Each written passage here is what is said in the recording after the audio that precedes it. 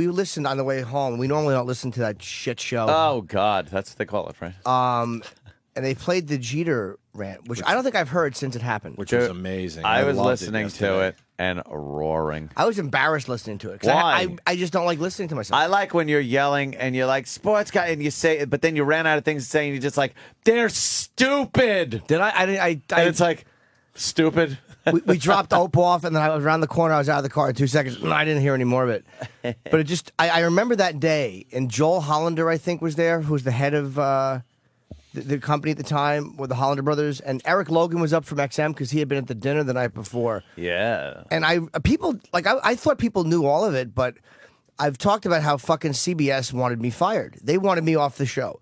And I didn't realize that people didn't know that story because I twittered it. I was just kind of annoyed thinking about these fucking cocksuckers at CBS. And people were like, I didn't know that. What happened? I didn't.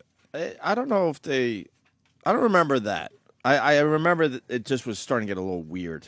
It was. I don't know if they officially wanted you off the show. Oh, they did. It was when. Yeah, it was when. I know they were trying to cut you back a little bit. It was fucking. They were just getting weird with the chemistry of the show for some reason. They were trying to blame me because the ratings weren't good, and John Minnelli came on as the consultant. Right. So his job is to find something. Right. Oh, that was what happened, and I guess that they thought it was like they're never going to blame themselves and go, well, we don't allow these guys to do anything. We fucking language police. We won't even give them a fucking homeless. They would never blame themselves. Whatever. Yeah. So, but the ratings weren't that bad. But I'm just whatever it was. When people look back, they like to think that they were horrible. They really weren't bad. They expected more, but. Well, we expected more out of them, too. Yeah, exactly. But, dude, the day one that we got there... But we did our job as far as New York goes and a few other markets. Yeah. We had some fucking disasters, sure. We're pretty honest with everybody. But they never truly liked me there. I'm a good judge of... believe me, dude. But I don't think they liked any of us there, Jimmy. Maybe not. Maybe they liked you less. Maybe. I don't know, but... Yeah, we were in... All right, go ahead. But it's okay. I talked to Minnelli on the phone that one day, and... He's like, I'm like, just say it, because I was so annoyed that he wouldn't come to me and say something. And he's like, well, I want you to start coming in. He wanted me to start coming in at 8 in the morning. He wanted me to start. I'm like, I'm not going to fucking start coming in at 8 o'clock in the morning. And he wanted me to start coming in for just the XM portion. Ugh. So I don't know if a lot of people didn't know that, but they were trying to get me off. And he said, it's people in the company, too. So I know that's why I never liked Chiasano, even though I don't know if Tom was responsible, and I liked him on a personal level. Like, I really do have respect for what the guy did. He fucking, whatever, he was there for a great time. But I think that he wanted me off the show. Wow. And I don't like the Hollander brothers because I think they wanted me gone. And that fucking Dan May, I don't like any of those motherfuckers. The only one I actually, I liked afterwards was Minnelli because he goes, hey, man, you adjusted really well. And I shouldn't have, whatever. He kind of wrote me a nice email after that about it, which... Then he attacked me, which was which was a little psychotic. But I mean, what are you gonna do? He wrong guy for the job. That's what he does. I'm not saying shit because he'll start fucking writing me again. My life's much better without him writing me because I did nothing wrong with that fucking guy. Yeah. In the end, I just fucking did nothing wrong. Well, the whole fucking thing was so bizarre. That's why I hated it so much. And they cut me down to 3 days a week. And Eric Logan, I was on the phone with one time. I love Elo. Know why Minnelli was mad at me? Because they were changing formats, which means they were getting rid of the talk and going with the rock, but they were going to keep us. And he's mad that I didn't tell him. Right. I didn't even fucking know until literally a couple days before it happened. And then Chiasano, begged us not to say anything because they were trying to keep it a secret from everybody. So then Minnelli thought, but at that point it was too late. I didn't know until almost the last second. And then what was I supposed to do at that point? That's just a blur to me. Right. It's a fucking... And then Chiasano, because I did say something about, I always worry about people that I do like around me. And he's like, don't worry, Minnelli's going to stay on and, we're going to figure it all out. And then, the opposite happened. So then, Minnelli, viciously attacks me. I had his best interest always at hand. But it was a weird situation for everyone. It was a toxic situation. I fucking hated them. They were desperate, and they hired us knowing they didn't like us, I think. Yeah, I think you're right. I think you're right. And I think we did pretty well. You know, I'll always say that. You know, we didn't do well in Chicago and some other places, but New York, we certainly had good enough ratings for them to sell it and be successful with. The rest of the station blew. And that was with all the stuff they did to us. You know, the rules were drastically different for us than they were for Howard. And Howard was already bitching when he was on his way out. He couldn't take it anymore, and they took that and really knocked it down. Yeah. And they're never gonna blame themselves. Like Of they would course never not. say we've made this environment so fucking corny for male talk that no guy who is gonna enjoy this. It's fucking fruity. Yep. So they cut me down. I talked to Elo, and I was like, "What, are they gonna fucking fire me?" He goes, "No, you're not gonna get fired." He said, "You're gonna have a future at XM, even if it's not with the Opie and Anthony show." I don't know if I ever told you I had that conversation with Elo, but he told me that. No. As he's packing his bags. Yeah. He goes, I love radio. The whole thing is insane. He goes, "You'll always have a future with XM As long as I'm here. as long he'll- as I'm here." Oh, wait. Where you Do going? you like Elo? Chicago, Jim? So that's why when I was warming up for HBO, I was gone for 3. But people didn't notice because I was doing a fucking Friday, and then I would do Sunday, fly home Monday, so I got my 3 days in. So people didn't even notice. But that was mandated by those fucking cocksuckers at fucking CBS Radio.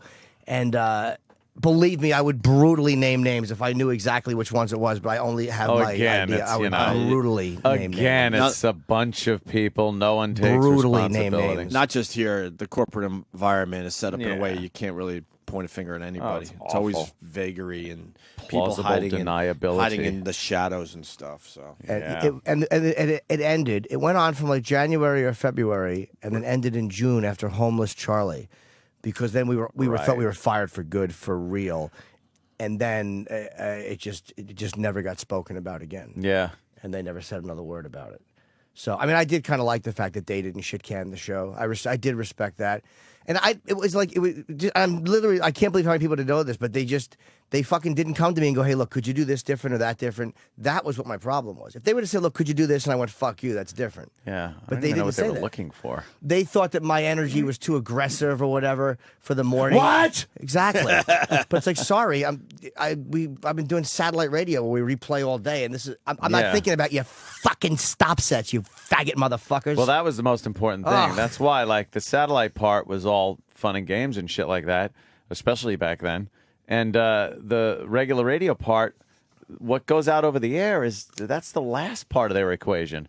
What they're concentrating on is sales and billing and fucking sponsors being incorporated into the show. So, you know, when you're doing the show part, that doesn't matter. They'll throw on anything. And they prove it by just going, well, we'll just change formats. Who gives a shit? They don't as long care. as we're billing. Yep, they don't care about the content. No. Sorry, it's not my fault you fucking couldn't sell anything but cars for kids. Sorry, guys.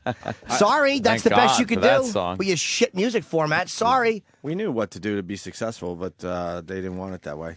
I remember I knew we were in trouble when they were putting so many rules on us that had nothing to do with the FCC, and we finally demanded a meeting with the lawyers, and Tom Chiusano set up, and he's like, "This will be good. We'll be able to figure some stuff out finally." And we went up to their office, and they just gave us a speech why we can't do anything. I'm like, this meeting was supposed to be one of these meetings where we could figure something out together.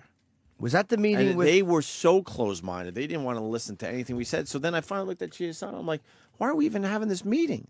We already know this. We're trying to like break down some of this shit so we could do what we know what to do. Was that the time we had the meeting? Because I was only allowed to go to one of those with fucking Dan Mason and the lawyer. And all the lawyers and came Tracy up from Clardy Washington. was there. Yes. And we were pleading our case like, you're killing us. And a lot of this stuff has nothing to do with the FCC. You got to let us fucking do our thing.